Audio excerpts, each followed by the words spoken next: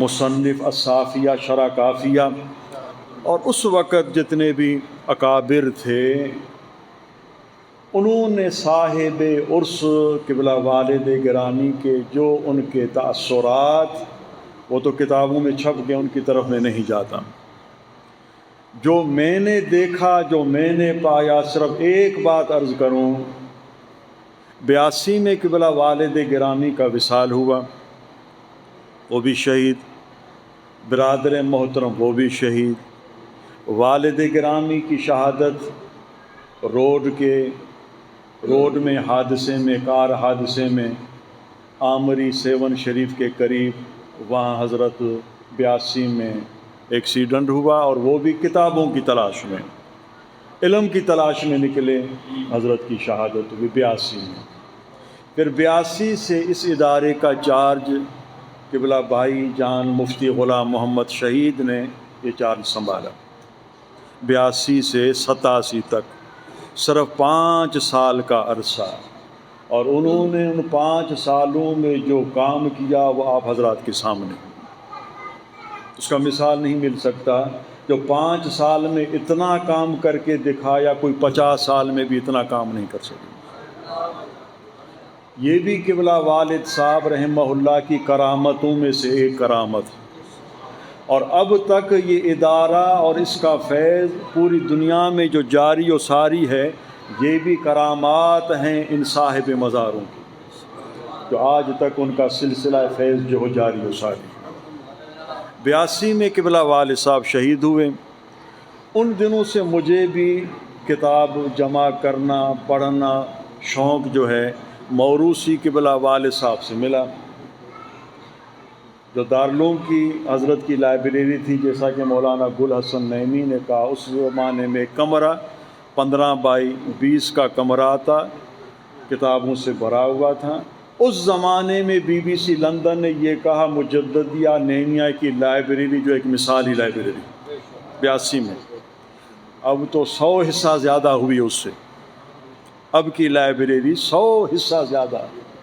اس زمانے میں BBC London نے یہ کہا تھا کہ مجددیہ نعیمیہ کی لائبریری ایک مثالی لائبریری ہے۔ جونا مارکیٹ میں عباسی کتب خانہ، مکتبہ عباسی آج بھی موجود ہے، تو میں وہاں گیا 82 کے بعد، غالباً یہ 83 کی بات ہے یا 84 کی بات، 1983 جہاں کہ حضرت کے وصال کو بھی 40 سال ہوئے ہیں قبلہ والد گرامی، اور بھائی جان کا یہ 34واں عرس مبارک ہے، بھائی جان کا 34واں، قبلہ والد حضور کا 40واں سال مکمل حضرت کو۔ 83 یا 84 کی بات ہے، جب میں مکتبہ گیا، وہاں سنن کبریٰ امام بہقی کی کتاب رکھی ہوئی تھی، 10 جلدیں بڑی بڑی۔ آج بھی لائبریری میں جب بھی جاتا ہوں، اور میرے خیال میں دن میں 10 مرتبہ چکر لگاتا ہوں لائبریری میں، اور وہی کتاب جو ہے سنن بہقی، سنن کبریٰ، بالکل میں نے سامنے رکھی ہے، میں نے رکھی بھی اس کو سامنے، دروازہ کھولتے اس پر نظر پڑتی ہے، نکلتے اس پر نظر پڑتی ہے۔ اس کی وجہ کیا ہے؟ وجہ یہ ہے، 83 یا 84 کی بات ہے، اب مجھے یہ علم نہیں، میری عمر بھی بہت چھوٹی تھی ان دنوں میں، 14 سال یا 15 سال میری عمر تھی، 13 یا 14 یہ عمر تھی میری، کہ میری شادی حضرت کے وصال کے بعد 85 میں ہوئی۔ 85 میں میری فراغت، سند فراغت ہوئی، 85 میں نے شادی کی، 85 سے میں نے پڑھانا شروع کیا، اور 85 میں ہی مجھے حرمین شریفین کی حاضری نصیب ہوئی، اور میں نے یہ نیت کی تھی زمانے طالب العلم میں پڑھانا تب شروع کروں گا، شادی تب کروں گا جب میں حرمین شریفین حاضر ہو جاؤں، اور الحمدللہ ایک ہی سال میں اللہ رب العالمین نے سب میری خواہشیں پوری کی۔ تو 83 یا 84 کی بات ہے، جب میں مکتبہ گیا تو وہاں یہی سنن کبریٰ امام بہقی، اس زمانے میں 10 بڑی جلدیں کالی والی، آج بھی دارالعلوم میں موجود، کتاب رکھی ہوئی تھی۔ مجھے یہ علم نہیں تھا کہ ہمارے لائبریری میں کوئی یہ کتاب موجود ہے، ظاہر ہے مجھے پتہ نہیں کون سی کتابیں رکھی ہیں، میں سمجھا شاید یہ نئی کتاب آئی ہے، میں نے کہا بھئی یہ کتاب مجھے چاہیے، اس زمانے میں غالباً اس کی قیمت 1200 یا 1500 تھی. پیسے نہیں تھے میرے پاس. بھائی جان سے میں نے عرض کیا, انہوں نے کہا میرے پاس بھی پیسے نہیں, 1000-1500 میرے پاس بھی نہیں. اور اس مکتب والے نے کہا 2 یا 3 دن میں انتظار کروں گا, اس کے بعد کوئی اور خریدنے والا آئے گا میں بیچ دوں گا. میں نے کہا ٹھیک ہے بھائی 3 دن آپ انتظار کریں. 3 دن گزرنے کو پورے ہوئے, نہ بھائی جان کے پاس 1500 پورے ہو سکے, نہ میرے پاس. سے پریشان. اب کل جو ہے چوتھا دن ہے, وہ کتاب بک جائے گی.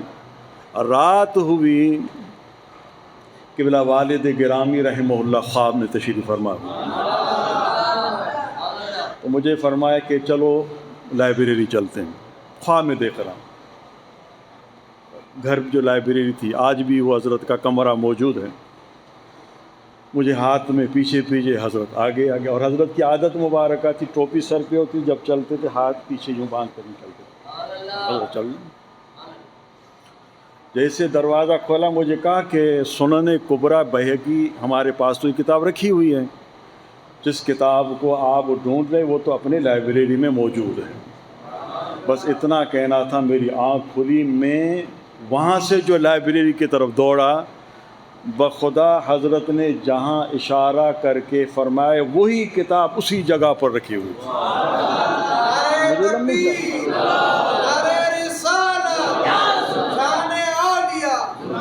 تو میں سمجھ گیا, دیکھیں وفات کے بعد بھی اس صاحب مزار کو ہمارے حالات سے باخبر ہیں کہ کیوں پریشان ہیں, کس چیز کی ضرورت ہے, وہ مسئلہ بھی انہوں نے حل کر دیا.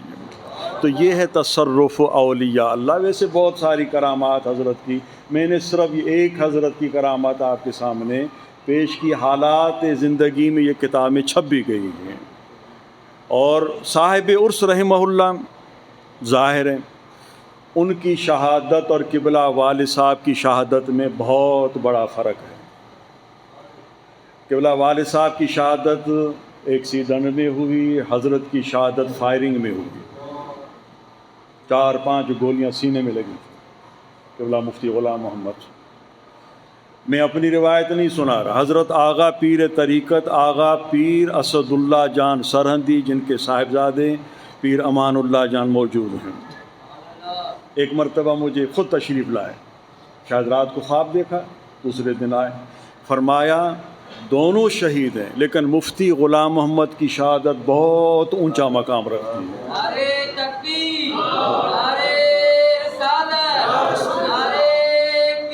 دونوں شہید ہیں, لیکن مفتی غلام محمد کی شہادت آپ کے والد صاحب کی شہادت سے اس کا مقام اونچا ہے.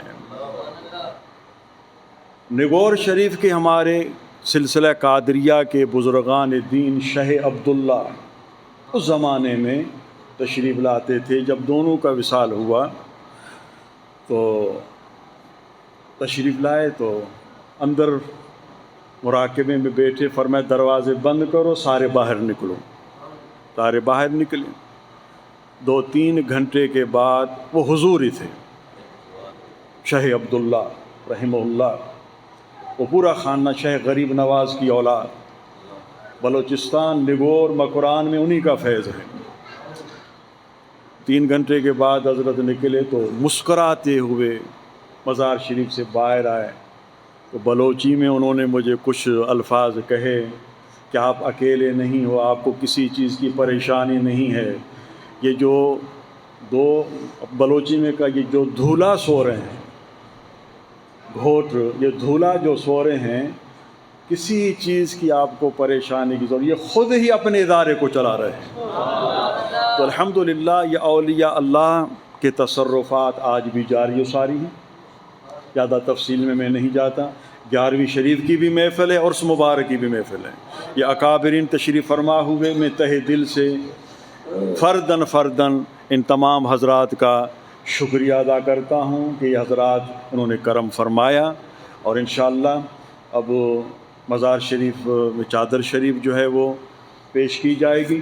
اس کے بعد جو ہے انشاءاللہ نماز پڑھیں گے, پھر ماحضر آپ تمام حضرات کے سامنے پیش کیا جائے گا. اللہ تعالیٰ سب کی حاضری کو اپنی بارگاہ میں قبول و منظور فرمائے.